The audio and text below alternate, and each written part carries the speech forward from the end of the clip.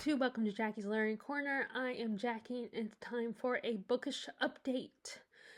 And I also also have a book haul for you guys. So first, I am almost done with Scarlet, the sequel to Hood, which is a Robin Hood retelling, but set during the reign of King William the Red. And it's not that. I mean, it's different because it's a different sovereign we're dealing with, but there are a lot of similar. It covers the same themes. I mean, like there's different problems, and of course it is in a different place. We're dealing with the Welshmen, and there's also the Normans versus the Britons theme going on, and this tension between those two countries, and exploring the invasion of the Northern King, the Norman King, which basically is French. Just the Normans are the French. And this is from where the character is. Well, the name they give him is Will Scatlock, but they say it's often pronounced Will Scarlet, so that's why he's the Will Scarlet character. And it's told like Will is in prison, and he's telling the story of how he got there to a monk who's writing it down. And we don't know if, as far as we know, the monk is working for the abbot, but for some reason, like, Will is gonna trust him. Although I'm guessing that Abbot Hugo probably might possibly be forced. So hoping that Will would give things away for them, like would reveal something, or expose where their hideout is or something. Of course, when he's telling the story, he doesn't know how to get to their he never actually tells Odo the monk how to get to the hideout. But I'm guessing that if Abbot Hugo asked him to talk to Will, he's hoping Will would give something away. That's the only thing. That's what I'm guessing is going on here. But I am really enjoying this. I'm having fun with this series, this trilogy so far. I do find that Marion and Bran relationships very interesting, because it's not all like swoony and stuff. There's some tension there, and there's this frustration with each other, and there's attraction and feelings, but Marion's a little more active in this story than other versions. She's very, I mean, I shouldn't say that, because I think in the Russell Crowe version with what is her name? I just watched her and Cinderella, the live action Cinderella. Cate Blanchett. Cate Blanchett is in that one as Maid Marian. But yeah, this version definitely falls in the footsteps of the version of Marian that's very feisty and and is not going to take any of Bran's BS, and will fight him every step of the way and not be as submissive. And maybe I'm only think of the more softer version of Marian because I just watched Disney, the original animated cartoon of Robin Hood. And in that one, she's a little more damsel in distress, and acts more like a princess or a lady, a maiden, or a princess or whatever. Which, I mean, it's Disney cartoon made in, I don't know what year that version came out. I think maybe in the 80s that one came out. I don't know. Or in the 70s maybe. I'll have to double check on that when that one came out. But anyway, and I do have the third one, so I will be able to jump into it. The third one is Tuck, so I'm guessing we're going to be in Friar Tuck's perspective in that one. And that's kind of an interesting choice, because we're getting things from Will's perspective mostly in the story, except for occasionally the narrator takes us out of Will's POV, and we are learning what's going on with the abbot and the sheriff,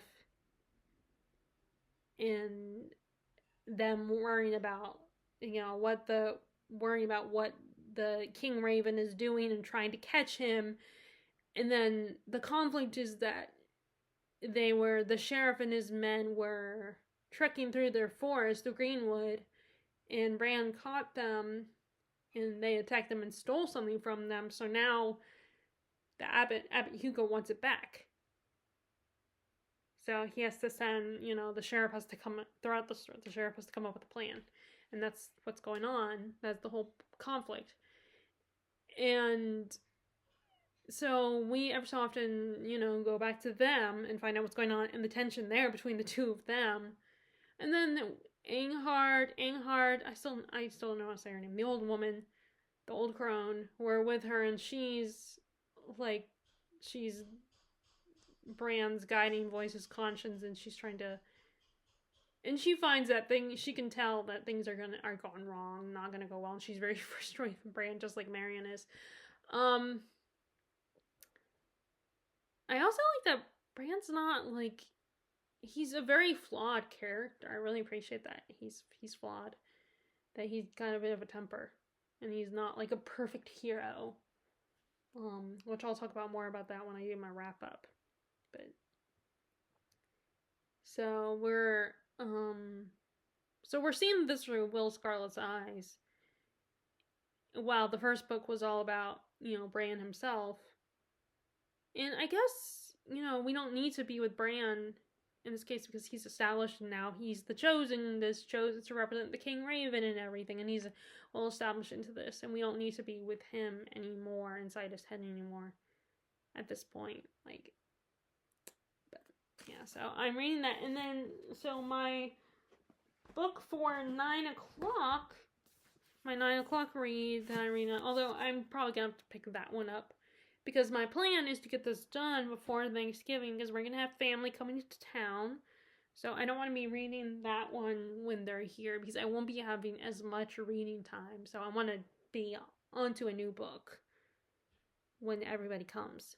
So I'm trying to get this one done, and I'm almost there. I'm on, almost at, there's 45 chapters and then an epilogue, so I'm on chapter 36 in Scarlet. So I'm going to read a little bit, and I don't know if I'll read that and then read it in bed, get ready for bed and then read it before I fall asleep.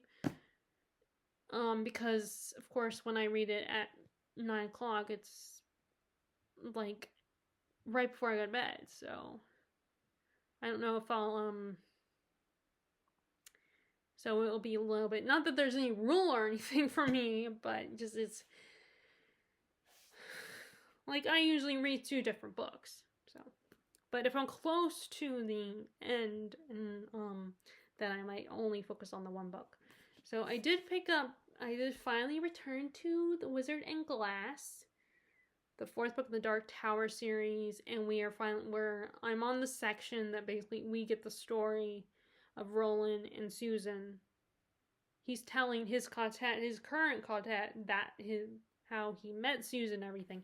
So at this point, Roland and his friend Cuthbert and Elaine have been sent to this town, and this town has their own way of doing things, and it's kind of a rough place, and there's, shady characters running the place and everything, and I guess they're trying to restore order and keep the peace, and they are on this mission in what they call an affiliation, that's what they call them, and they're, I guess, trying to restore law and order into this town, and of course these people are we can't have that, we don't like you, and for their first thought when they meet them is, they're just boys, because they're very young at this point, and they're, they don't see them as a threat, they think they'll be easy to deal with, but then it turns out that these kids are pretty tough, pretty good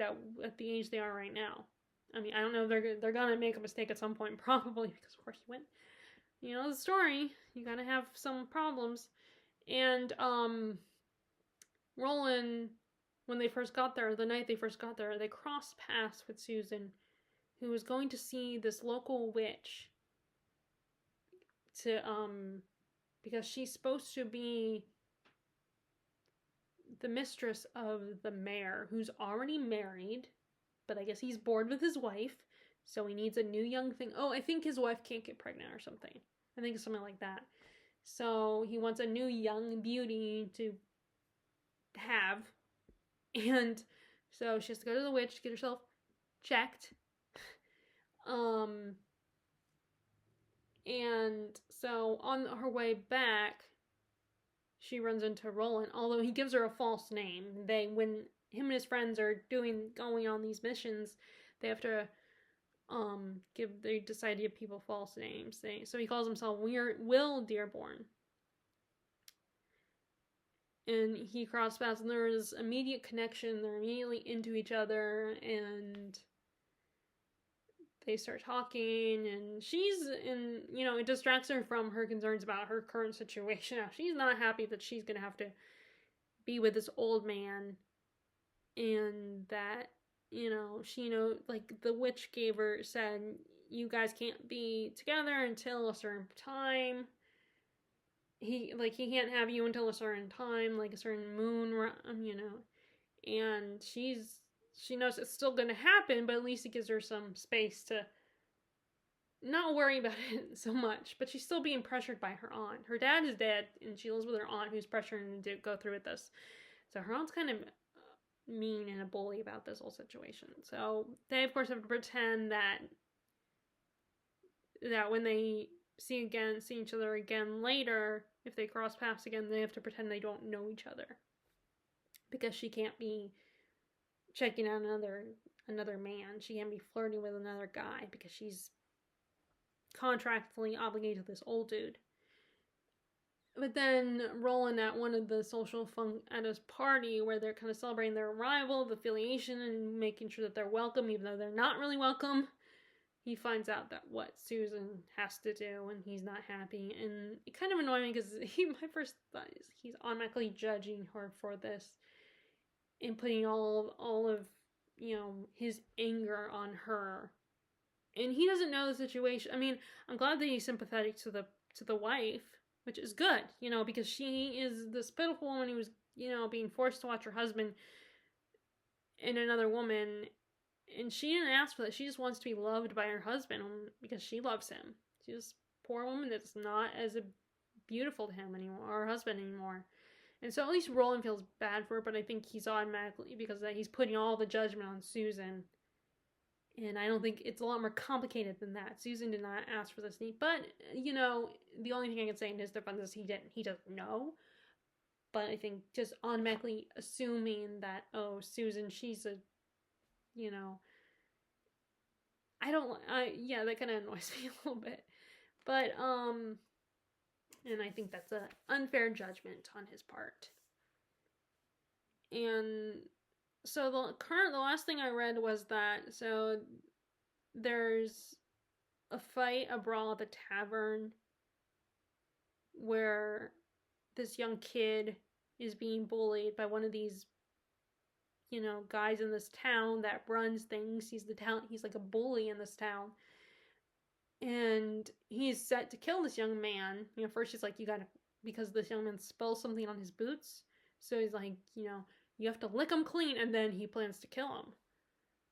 But then Elaine and Comfort show up. Roland hasn't shown up yet. They show up and threaten this guy, to save this kid, to protect this kid. And so there's an almost fight between them, and then Roland does show up. And it's always interesting, these kinds of, where you have, that trope is always intriguing to me, when you have these people come to this town to this place where there's their own version of law and order that's not ideal, not great, that's very corrupt, and you have this person trying to fix things, trying to fix the corruption, to deal with the corruption. It's kind of like Gotham a little bit, in a way, where it's like, this place is very shady and full of mess and full of corrupt people, and it's just the way it is. And then you have this white knight, metaphorically speaking, showing up and trying to do good, trying to fix things and do what, Now, Roland, I mean, I guess in a way, Roland and Ben, that's the actor's name, Ben, the character of, I cannot remember the character's name, the police chief at the GCPD. I cannot remember his name at the moment. I mean, I was going to say they're different, but actually they're not too different. They're actually kind of similar. But like I said, I'm reading this slowly. But I do get through the chapters quickly because the way Stephen King writes is very readable.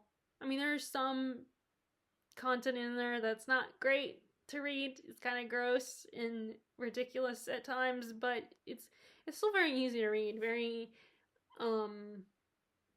and the chapters, like the chapters, you have the chapter and then it's divided into little sections, little chapters in between, little parts to read that describe what's going on and stuff, and that, so you get through the chapter quickly. But yeah, I'm liking this, you know? I mean, I know people, like, I don't think it's, just because it's not with the same characters doesn't mean that's not worth reading, I think. Because, yeah, it kind of steps out of the original group. Roland and Eddie and Susanna. You're not with them in this story until probably at the very end. You'll see them again. But anyway, so that's what I am currently reading. Like I said, I'm probably gonna, the next 2 days, I will probably focus only on Scarlet and just finishing this up before everyone comes. I mean, I think I have until Tuesday to do that, so. And I'll come back to this later. But I'm gonna leave it out so I make sure I come back to it. Okay, now let's go to the book haul.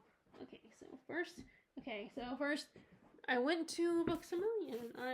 Whenever my mom's goes to run errands because Sally, I am unable to drive due to disabilities. So I have to either ask them to drop me off there, or, if they have, one of them has something to do and like errands to run, then I can ask them for a lift. And unfortunately, public transport, and I think I've said this before, public transport here isn't that great. Like, I always had a hard time getting the Uber to be available. It's not because it's crazy. I don't think it's because it's necessarily crazy busy. It's just, they don't have enough drivers.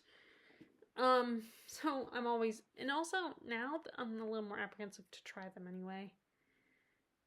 Because you never know with those guys. But, so it was between this book, the one I got, this one, The Lady of Rivers. This is Philippa Gregory's Plantagenet and Tudor series. It was either between this one or, like, of course I picked out a bunch of books, and I got down to this one, and, The Women of Sparta, I think it is called.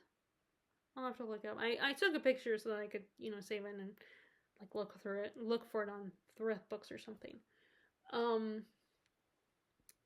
Or even Amazon. Just so, because I'm very still kind of focused on that whole period in history. I mean, even, I'm still listening to those podcasts, the Not Just the Tudors and the Gone Medieval podcast, so I don't want to lose momentum, and I was like, okay, I'll come back to those. And I do have the 2 Greek retellings that I gotta read. So I'm deciding I'm going to just read those 2 first before I buy any other ones. I mean, if I see them, or I might get them, because I do have a free book from Thrift Books, so I might get it when I do finally decide to take Thrift Books up on that.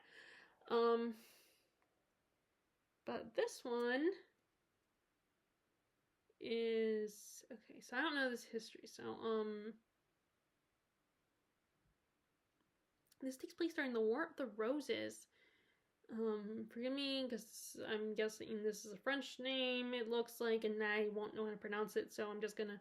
Jacquetta marries the Duke of Bedford, English regent of France. He introduces her to a mysterious world of learning and alchemy. Ooh. I mean, I did look at it, but I didn't read it thoroughly. Her only friend in the great household is Duke's squire, Richard Woodville, who is at her side when the Duke's death leaves her a wealthy young widow. The 2 become lovers and marry in secret. returning to England to serve at the court of King Henry the Sixth. Yeah, the Sixth, where Jacquetta becomes a close and loyal friend to his new queen. The Woodvilles soon achieve a place at the very heart of Lancaster court, but Jacquetta can see extraordinary and unexpected futures for her daughter Elizabeth. A change of fortune, the throne of England, and the white rose of the rival Yorks. And so this means I have the Red Queen, the White Queen. So the next we have, I gotta get the Kingmaker's daughter, the White Princess. And then there's actually, I've only read one from her Tudor series, which is the Constant Princess. So I could read it. I mean, it's just, things I don't know, because am I basically just, I know she's a completely different author and will write differently than Alison Weir, and Alison Weir is a historian, so, and I don't think Philippa Gregory is a professional historian, but, so it might be different, I know the Constant Princess is basically, it's a different take on Catherine's story, but it's the same plot. I think, there might be some differences, of course, but, so that's why I'm going back and forth. Do I go ahead and read Philippa Gregory's version, and are some of these different versions of that story? I don't know. I'll have to, check on that. The King's Curse, I don't know what that's about. Three Sisters and Three Queens, I think this is a Catherine story. And I never did read The Other Bowling Girl, but I've seen the movie, so I know the plot. I know that, reading a book and watching movies is different. There's a lot of stuff in a book that isn't in a movie. There can be a lot of stuff that's in a book that's not in the movie adaptation. And they might change some things. So it might be worth attempting to read it. There's The Boleyn Inheritance, The Taming of the Queen, The Queen's Fool, The Last Tutor, The Virgin's Lover, and The Other Queen. Oh, The Other Queen is the last book. Okay, so if I do... Shoot! Oh, shoot. Okay, I'll just see if that works. Okay, so The Scream Went Black, hopefully I'm not talking to myself. Scream... The Queen's Fool, and The Last Tutor, and Virgin's Lover, and The Other Queen. So I think all those ones involve the Tudors, and particularly Elizabeth. I think that involves Elizabeth. Okay, now let's talk about what I just... Since when I go to Books, I only get one book. So for there, I only have the one book to show you. Let's show you all the books that I got from the Outpost. So that was kind of a spur of the moment decision to go there today, because I have a huge pile of books in the corner in my room, and my mom did not want all that. Wanted me to do something with that pile, but the problem is, they're not always available to drive me over there. So often I take these books in small chunks, up to there, because I gotta walk there. And even when they do give me a ride, in most cases I don't think about it. I don't, I just continue doing it in chunks. So the pile, it shrinks and grows constantly. And right now it's kind of big, because I did go through my shelves recently, tried to see if there were any books that I could part with. So first I'll show you the two Philippa Gregory books, because the last one of the books I have here is not a Philippa Gregory book. But first I'll show you this one. So we have Wideacre, which is the first book in a trilogy, which takes place in the 18th century. Strong-willed Beatrice Lacey refuses to conform to the limited life of an 18th century woman. Threatened with the loss of her family name and a beloved Wideacre estate on marriage, she decides to take destiny into her own hands, seduction, betrayal, and even murder. Beatrice's passion is without apology her conscience. She is Lacey of Wideacre. Her father warns that whatever she does, however she behaves, will always be fitting. Yet, even as Beatrice's scheming seems about to triumph, she's haunted by the one person who knows the extent of her plans. the lengths to which she will go to keep the estate that is her birthright. And there are two more, and it is the first book in a trilogy, so it's a little different. Like, I know that Philippa Gregory did take a break from the Tudors at some point until recently. She recently published a story about Jane Boleyn, who was the wife of George and Anne's brother. And he got killed along with Anne because they suspected he was involved in her supposed scheming. And so Jane was kind of left, the last of the family. I mean, I don't know what happened to if the dad died or not. I mean, in the Tudor show, he doesn't die, but he leaves and goes off somewhere, abandons his kids, kind of, and loses his position essentially. So he's like, they got rid of him. And he was older, of course, so he probably eventually not. But so this, I'm guessing, is some of her work outside the Tudors, obviously. And I'm kind of excited to read it. Oh, and it's the 30th anniversary edition. So it's been 30 years. So I wonder if she wrote this first. If this series came first, and then she dipped into the Tudors. I need to look and see if there's a list. But she does write some history books. I don't know if I would still call her a story. I don't know if maybe they do call her a singer as a story, but she did write some history books, some nonfiction. The Woman of the Cousins' War, The Duchess, the Queen, and the King's Mother. Okay, so here are the Plantagenet and Tudor. So, well, okay, I feel like you can't really tell when they list the books, the list of the author's works, which came first. Unless you look it up, look up the year. Like, it's the same thing with people like Stephen King and Brandon Sanderson, and like, I mean, I feel like unless it's like a series, and actually, it's hard to tell because they've written so many books. Which ones came first? I feel like you just have to look up the years that they all came, the copyright years. So the next one, I think this is a standalone. This is Virgin Earth. So I'm gonna just read the back. Because actually, this one I did not read the description. At least not today. I probably read it once when I looked at the book last time. As England descends into civil war. Oh, wait, I did read this. Never mind. Don't worry, I did actually read it. Because I remember this part. As England descends into civil war, John Trescant, the younger gardener to King Charles I, his loyalties in question, his sadness and ever-growing danger to his family. Fearing royal defeat and determined to avoid serving the rebels, John escapes to the royalist colony of Virginia, a land bursting with fertility that stirs his passion for botany. Only the Native American peoples understand the forest, and John is drawn into their way of life, just as they come into fatal conflict with the colonial settlers, torn between his loyalty to his country, and family, and his love for a Powhatan girl. Oh. Ooh. Is this a... Oh. Oh, is this her retelling of Pocahontas?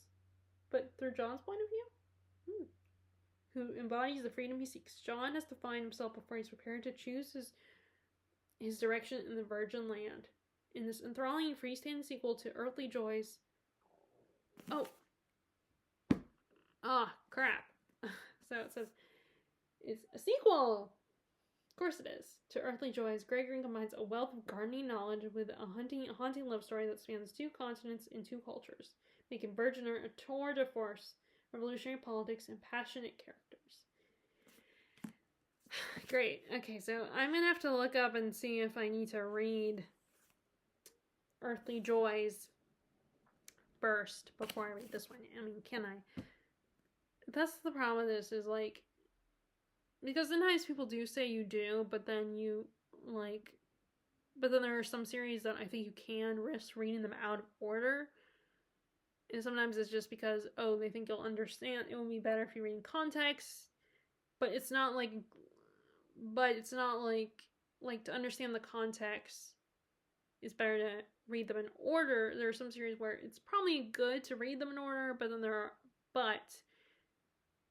it's not like, it's not like something like, trying to think of a series. I try not to say the first series that comes to mind.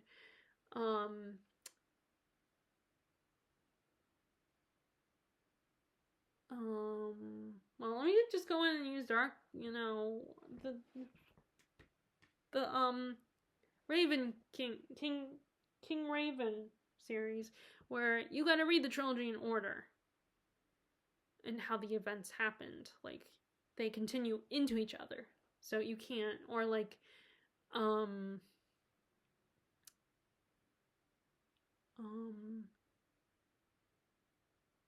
like a lot of series today where it's like they are all it's one big story, and it's like you have to read them all. But there are some genres that have series where you don't have to read them, because it's like, yeah, they'll reference things from the previous books, but it's not like a continuation. It's not the same story in the previous book. It's just, the only common ground is characters are the same. There are similar characters in the same type of plot. So I'll have to look up if I need to. But anyway, I'll have to look up Earthly Joy, see if I need to read that. If I need to get that one. Okay, and then the last, so this was, so at first when I saw this one, I thought it was referring to, when I saw the name Catherine, my first thought was Catherine of Aragon, the one who made Kate Henry. So I was like, okay, let me look at this. Let me see if it's a book about her. And the woman on the cover is a redhead. And Catherine was famously a redhead, even though oftentimes, like in the show, in The Tudors or the other Boleyn Girl, she's played as a brunette. Because people, I guess, because people would assume, Spanish, you would have dark brown hair, almost, they wouldn't think a redhead. But nope, this is actually during the Plantagenet era, and and it is a love story, and it's Catherine Swynford and John of Gaunt, Duke of Lancaster, the ancestors of the much of the British royal family. It is set in the vibrant 14th century England of Chaucer, when a magnificent pageantry was confronted by the Black Death, when knights went to battle in expensive foreign wars while peasants struggled to survive, and when the magnificent but despotic Plantagenet, Edward III, the Black Prince, and Richard II ruled over a court rotting with intrigue. In this era of danger and passion, John of Gaunt, the king's son and the proudest of the Plantagenets, fought for power and fell desperately in love with the already married Catherine. Their well-documented romance persisted through the decades of war, adultery, and murder, loneliness, and redemption. I feel like it's going to be a tragic story, but that is Catherine, a novel. The classic love story of medieval England. Oh, and it is actually forward. And the forward is Philippa Gregory. Anya Seton is the author. And we had the forward by Philippa Gregory. So, at least with this I can read it whenever. So, and this one I can read whenever. It's this one I might need to check if Earthly Joys isn't necessary, if I need to get that one. I think they did. They might have had it, but it might have been in hardback. And I just removed from my shelf 2 hardbacks, 3 hardbacks. One is Anastasia biography, and then the other is the other 2 are Stephen King books. And I almost bought the paperback versions of those books today, but I decided to get The Lady Rivers because it's part of a series, the part of a series, and a book they recommend you read first. So these are the books I recently purchased.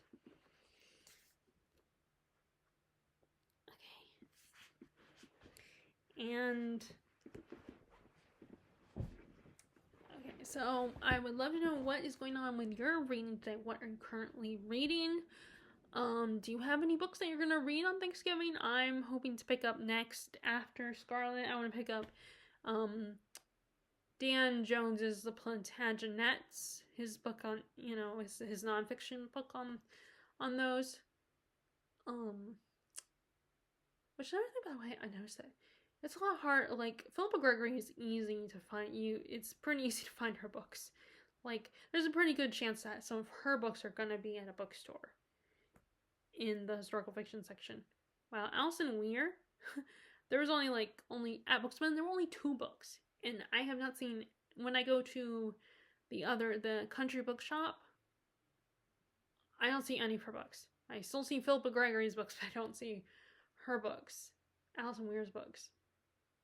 But like, they have the Catherine Aragon, which I already have that one, and then they also have her nonfiction, Alison Weir's nonfiction book, The Lady in the Tower, which is the book about Anne when she was in the Tower of London. So I find that kind of frustrating, but I can get them at the Rep Books. And then, but, now that I kind of want to try Philippa Gregory again, I know it'll be easy for me to get her books. So anyway, I hope you guys, in case I don't update you guys, because this will probably be my last video until after Thanksgiving. So I hope you all have a happy Thanksgiving, and I hope you have some good Thanksgiving reads if you're going to read during the holidays. I probably will not get as much reading done with everybody. We're having a lot of people here for the holidays, but I'm going to try to get some reading done, and I hope whatever it is you're reading, you are enjoying, and I will talk to you all later. All right, bye!